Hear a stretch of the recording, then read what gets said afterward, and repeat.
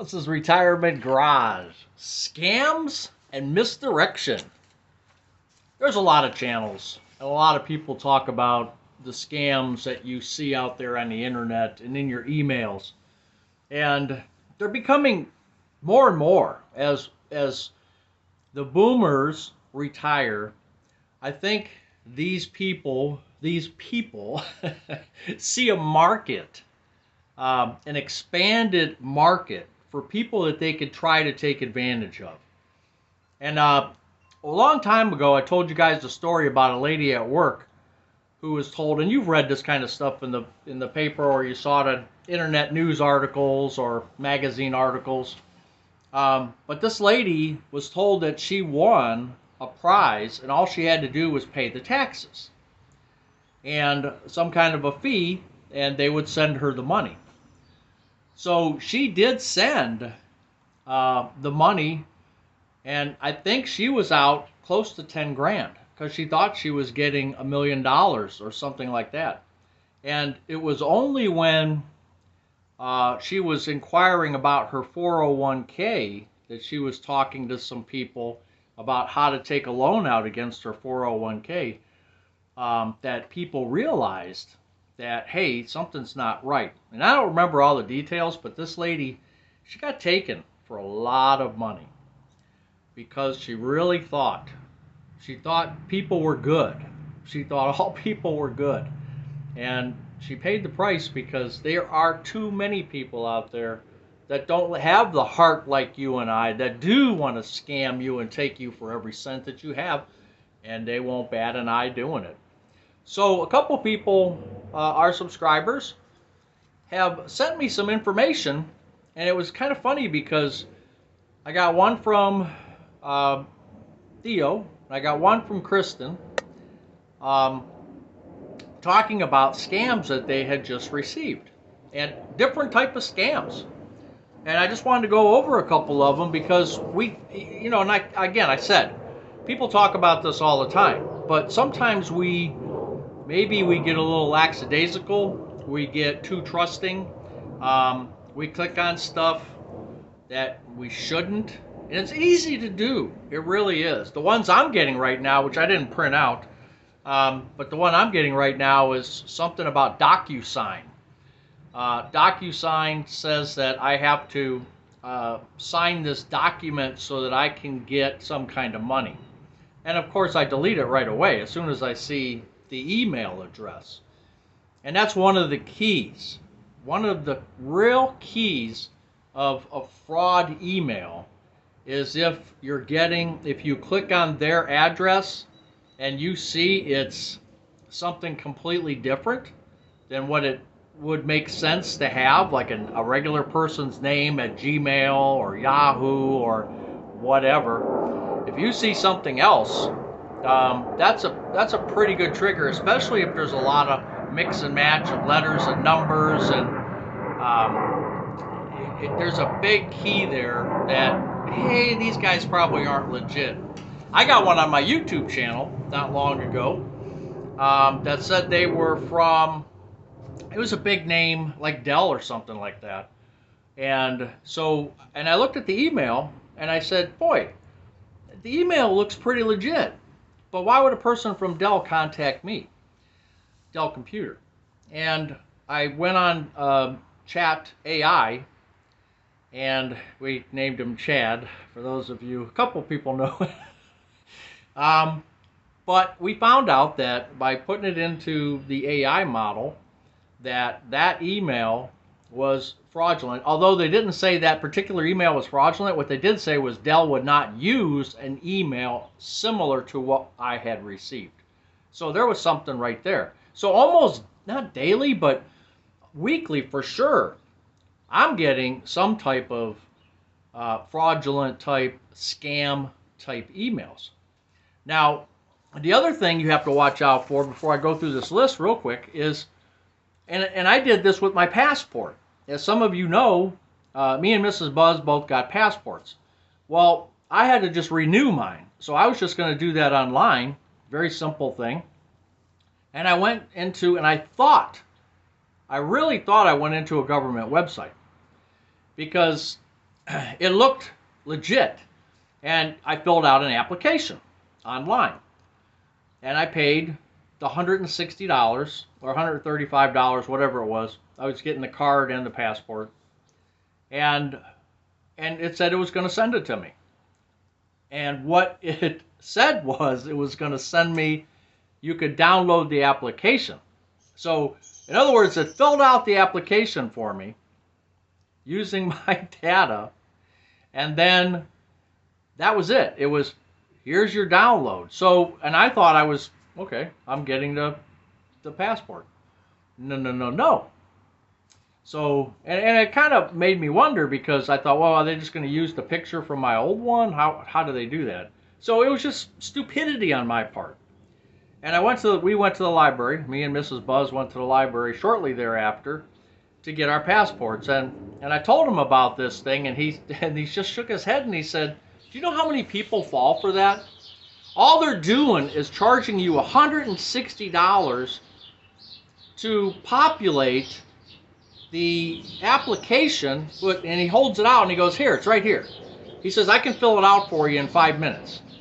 You just paid $160 to have it on the internet or on a form that you could print out. People get scammed all the time. Now, I don't consider that's a borderline scam. That's kind of a shell game. You know, that's kind of a, well, we got this, but we kind of think you're going to get this, but you're not really getting that. But it was my own stupidity. But if I could do that, and I could fall for that, anybody could, I think. And so the result of that was, luckily I have Citibank, and I went into Citibank, and they're really good about this, and maybe all banks are. But I went into the system, into my app, Citibank app, and I disputed the charge. And I basically said it was a shell game, fraudulent, and whatever words I used, they went ahead and backed off the charge of $160. But had we gone to the library a week after that I did that, or a few days after, and I didn't know that, I'd been sitting there waiting for a passport that I never would have got. And then I would have said, hey, where's my passport? And they would have said, you didn't order a passport. We don't do that. All we do is type it up on a form and you can download it. So, hey, you got to be careful, especially, when you're busy or you're just not paying attention. And all these websites are out there now. And I just got this one today from somebody. As a matter of fact, I'm going to cross out their name on here. I'm sorry I didn't do that before. Luckily, I got my handy pen. But here's a good one right here. So this is from the Social Security. Okay? And what it says is an important document ready for review, SSA, and it gives some numbers. And it shows the Social Security Administration. Okay? And it's typed out almost, in the same font that Social Security would use if you go to their website. It's identified a potential error in your recent report. You have to review it. But the email, and this is what I'm assuming, what this person told me, was that this email was from SSA Gov, but if you can see the email, it was taa@mail.zp.ua. That is not from Social Security. So anything you would do with this, any link you would click on here, anything you did with this particular piece of paper would have got you into some type of fraudulent environment. Let me grab these because I dropped them. And I know I printed this out, but Kristen had sent this, and I printed it out. It's like Mrs. Buzz going, why are you using so much black ink? Now, we're on the HP ink program, so it doesn't matter much. But so they're getting texts to their phone that says, the fast track final reminder, you have an unpaid toll. Failure to pay, Well, there's been a couple of these that Kristen got. And I got a couple people in my live that said they got that same text or email recently about paying a toll. I think we talked about that on a live either last week or the week before. So they're trying to do all types of things to capture your money. That's what they're trying to do, is get your money somehow, some way, or get your data, get your information so that they could use it somewhere else to create their own identity, whatever they're doing. And so Theo wrote up a list and said basically, and he gave me a list of stuff, and he said, basically, if you get an email of someone that's not in your contact list, double check it. Double check it. This is a new person that you don't know. Now, I have mine up here, right? So buzzretirementgarage at Gmail. Sometimes I will get, because it's broadcast here, I will get emails that, obviously they're not in my address book, right? But I will double check them, and a few of them I'll get into the spam folder because it's just known spam. Some don't hit the spam folder, but I don't open them anyway because I either have someone trying to use my channel to promote something, which happens almost every day, or they're just phishing. I guess that's the word that they use, a spam type thing, phishing for something. So if it's not in your contact list, pay heed to that. Number two, the address of the person is a bunch of wild letters. That's almost 100% spam. So you just click on, and I'm sure you know this, but you just click on the email name, and it should open up the whole entire email, or I should say the whole entire name that the person that sent you the email. And you can pretty much tell if it's a legit, pretty much, not 100%, but you can pretty much tell, like Theo is saying, if you have a bunch of wild letters, it's probably not legit. Number three, if there's spelling and grammar errors in the email, then they're likely from out of the country. And that happens a lot. Even on the ones that I get to try to get promotions, they try really hard, but there's a lot of, and I'm not saying they're not legit. They're just Chinese companies. I mean, it's just the way it is. And I'm not saying those aren't legit that are sending to me, but there are some that, to Theo's point, they'll ask you for something, but it's misspelled wrong. The whole sentence structure is incomplete, or it just seems weird. Just delete that. If there's a link attached or you're requested to click to log on somewhere, definitely do not do that. That's probably the biggest thing. Do not click on any links. And I'm telling you, they are so sophisticated now, these scammers. They will send you something, and there's a new one, not a new one, but one that's been around for a long time. I just got one too. $549 for PayPal. All you have to do is click it to authorize it, okay? Or click it, or to click this to decline. So of course you're going to decline it because it's $579. No, you don't click anything. You just delete the email. If you click approve or you click deny, they've got your information somehow, some way. They pulled your information.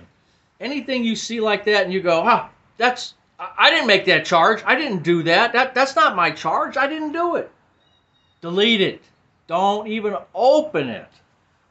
If they request personal information, of course, that's obvious. But, well, what's your address? What's the last 4 digits of your Social Security? What's, just different. What's your password? Of course, definitely don't tell them. If you have questions, forward email to a trusted friend and get their opinion. If it's something that you really think could be legit and important, some of these emails, they're not even important. What are you messing with them for? I mean, why?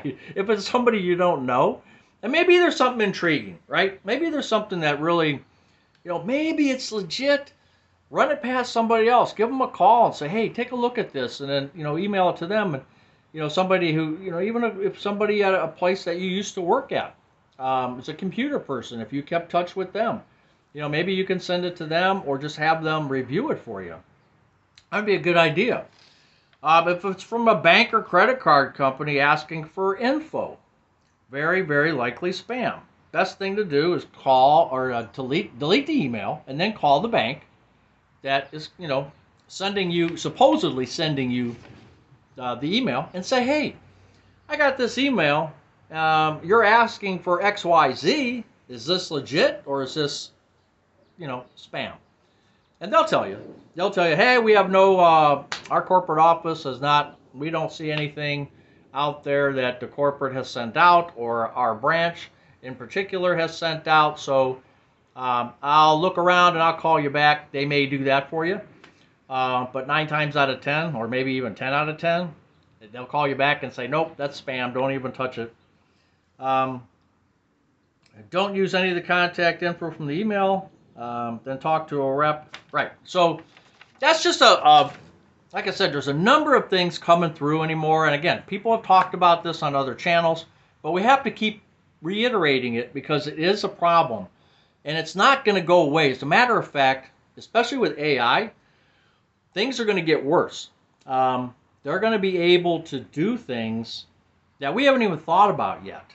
And everybody, I know you, and most of you that I'm talking to right now, you have a good heart. You have good intentions about everything.